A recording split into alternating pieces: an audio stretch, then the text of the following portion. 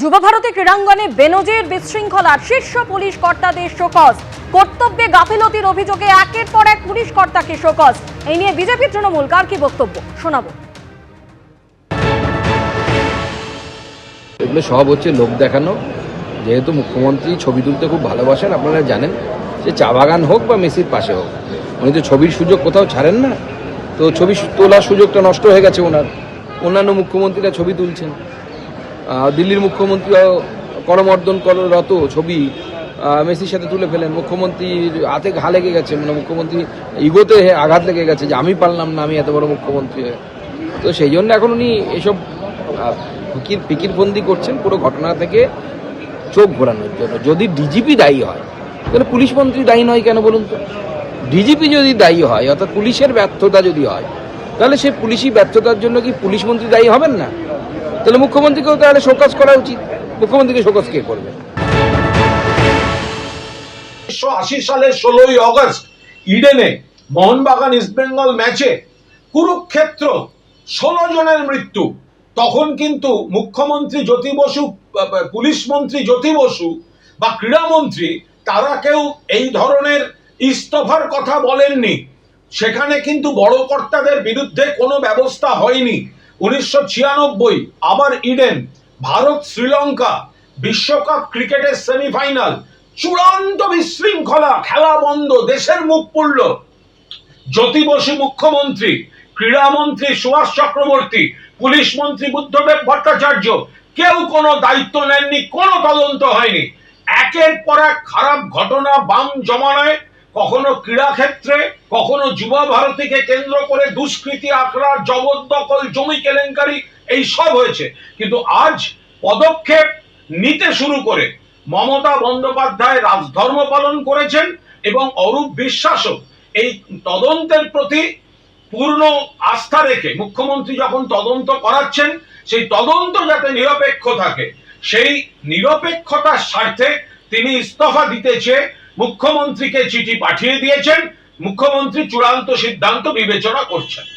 যুবভারতী ক্রীড়াঙ্গনের ঘটনায় তোলপাড় পড়ে গেছে, আর ক্রীড়ামন্ত্রীর পদ থেকে ইস্তফার ইচ্ছা প্রকাশ করে মুখ্যমন্ত্রীকে চিঠি দিয়েছিলেন অরূপ বিশ্বাস। অরূপ বিশ্বাসের পদত্যাগের ইচ্ছাকে মর্যাদা জানিয়ে অব্যাহতি দিলেন মুখ্যমন্ত্রী মমতা বন্দ্যোপাধ্যায়। তদন্ত শেষ না হওয়া পর্যন্ত অরূপ বিশ্বাসকে অব্যাহতি, আর তদন্ত চলাকালীন মুখ্যমন্ত্রী নিজের হাতেই রাখবেন ক্রীড়া দপ্তর। বিতর্কের মুখে ক্রীড়ামন্ত্রীর পদ থেকে ইস্তফার ইচ্ছা প্রকাশ আর তার ইচ্ছাকে সম্মান জানিয়ে অব্যাহতি দিলেন মুখ্যমন্ত্রী মমতা বন্দ্যোপাধ্যায়। যুবভারতী ক্রীড়াঙ্গনে মেসিকে নিয়ে যে ঘটনা, তাতে রাজধর্ম পালন করেছেন মুখ্যমন্ত্রী মমতা বন্দ্যোপাধ্যায়। তদন্তের নির্দেশ দিয়েছেন একদিকে পুলিশের, অন্যদিকে অবসরপ্রাপ্ত বিচারপতি অসীম রায়, তাকে দিয়ে একটি কমিটি। এবার রাজ্য সরকার পরপর কড়া পদক্ষেপ নিয়েছে। একদিকে ডিজি রাজীব কুমার, সিপি বিধাননগর মুকেশ কুমারকে শোকজ করা, একাধিক পদাধিকারীর বিরুদ্ধে ব্যবস্থা নেওয়া থেকে শুরু করে সিট গঠন, দক্ষ অফিসারদের নিয়ে সিট গঠন।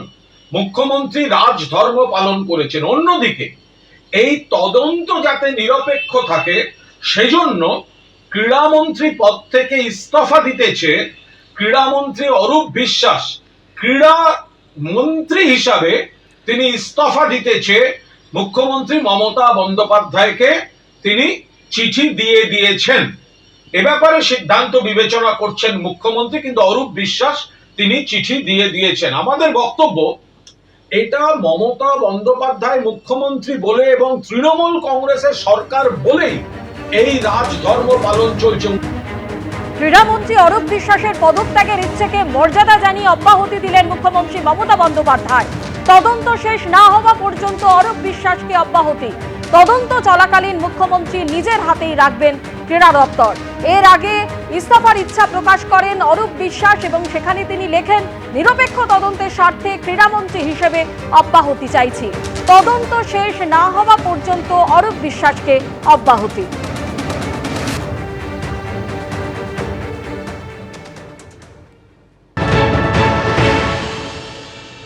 ক্রীড়ামন্ত্রী হিসেবে অরূপ বিশ্বাস উপস্থিত ছিলেন, তার সঙ্গে তো তার কিছু অনুগামীও ছিল, কিন্তু একা অরূপ বিশ্বাস তার জন্য মধ্যস্থতা এত বড় আয়োজন, এটা কোনো উন্মাদেও পশ্চিমবঙ্গে বিশ্বাস করবে না।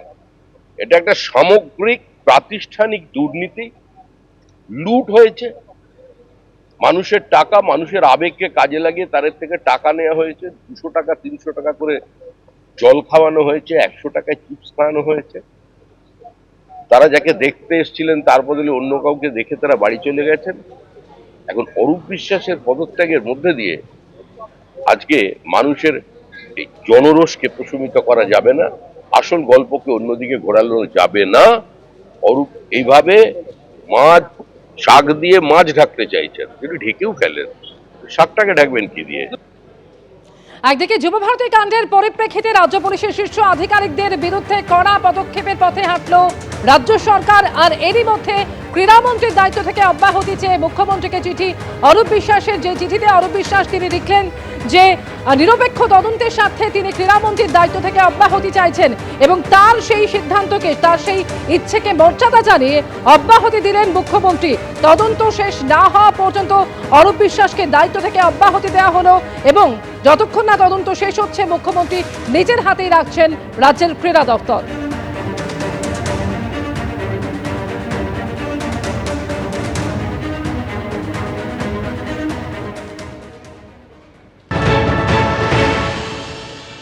বিশ্বাসের ওই ইস্তফা নিছক একটা নাটক, নিছক একটা নাটক।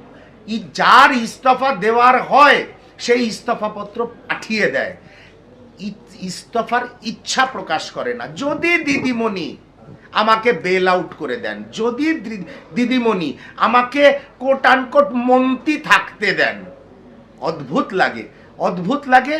এবং এটা অত্যন্ত দুর্বিষহ বাংলার মানুষের জন্য, কারণ ফুটবলের মক্কা কলকাতা আজকে এই মমতা বন্দ্যোপাধ্যায় এবং তার দলের জন্যে, তার দলের মন্ত্রী, বিধায়ক, আরও একজন মন্ত্রী, এদের জন্য কালিমা লিপ্ত হয়েছে।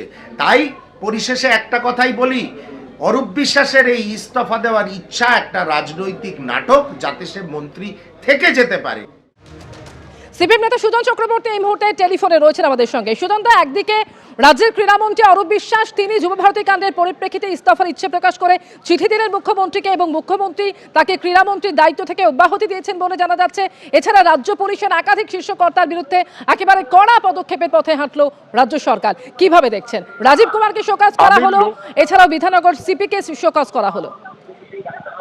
আমি লোক দেখানো বলে মনে করছি, কোনো সন্দেহ নেই যে যেভাবে বাংলার, কলকাতার মাথাটাকে হেড করে দিয়েছে, মুখটাকে কালো করে দিয়েছে আন্তর্জাতিক ক্ষেত্রে, অরূপ বিশ্বাস গ্রেপ্তার হয়নি, গ্রেপ্তার হওয়া উচিত। অন্য মন্ত্রীরা গ্রেপ্তার হবেন। মাঠে যাচ্ছিলেন মুখ্যমন্ত্রী, একটাই পোস্ট, তার কি হবে? তিনি হঠাৎ তাকে কি একটা তদন্তের জন্য, তদন্তের কি মানে আছে? ও তো লোক দেখানো তদন্ত। ওর হোম সেক্রেটারি, ওর চিফ সেক্রেটারি এবং তার সঙ্গে সঙ্গে একজন ওর পছন্দের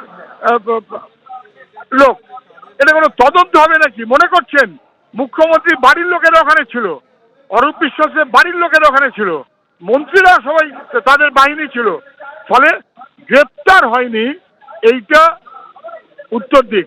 এবং কখন গ্রেপ্তার হবে?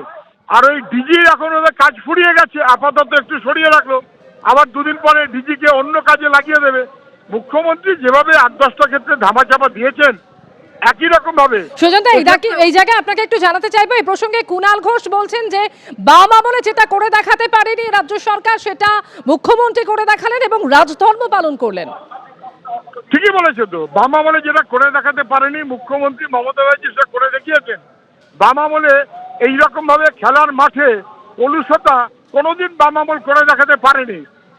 ওরা যুবভারতী ক্রীড়াঙ্গন তৈরি করেছে, ধ্বংস করতে পারেনি। মমতা ব্যানার্জি ধ্বংস করার ব্যবস্থা করলেন, এটা নিয়ে কোনো সন্দেহ নেই। আমি শুধু বলছি, ওই যে ডাক্তার অভয়াকাণ্ডের পর তাকে বলল উনি পদত্যাগের ইচ্ছা প্রকাশ করেছেন, আমি বলেছি প্রিন্সিপাল পদত্যাগ করবেন না বলে তাকে প্রমোশন দিয়ে দিল ন্যাশনাল মেডিকেল কলেজে, মনে আছে? মুখ্যমন্ত্রী অপরাধীদের ধামাচাপা দেওয়ার জন্য নানান ছলচাতুরি করেন, লোক দেখানো কারবার, আই ওয়াশ, তার চেয়ে বেশি কিছু না। অনেক ধন্যবাদ সুজন দা। এবিপি আনন্দ, এগিয়ে থাকে, এগিয়ে রাখে।